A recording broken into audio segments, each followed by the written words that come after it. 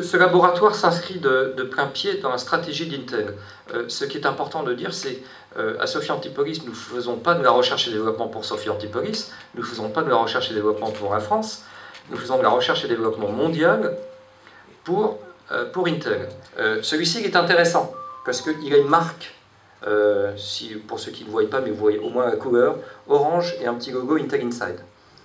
C'est un des tout premiers smartphones sur le marché mondial qui a été lancé avec Orange, et il est intéressant parce qu'une très grosse partie, c'est assez unique, de la recherche et développement nécessaire pour faire ce téléphone a été faite en France, dont une partie prépondérante à Sophia Antipolis. Il y a des recrutements en cours, donc en début d'année prochaine, il y aura plus de personnes. C'est un bon message que nous avons aujourd'hui, toujours dédié à la recherche et développement.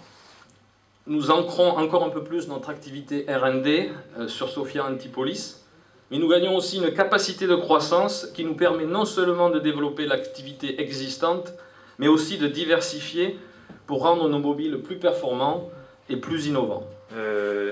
Alors quand on a démarré ici, on avait une petite équipe d'une douzaine de personnes, donc on avait un site, ce qui nous a permis de recruter des gens chez Texas Instruments début 2009. Et ça a été le démarrage de la structuration de nos activités d'ultramobilité en France. Sophia Antipolis, on a plus d'employés, puis Toulouse. Aujourd'hui, on a fait une campagne de recrutement donc qui nous permet de savoir à peu près le type de recrutement, les personnes qui vont nous rejoindre en début d'année.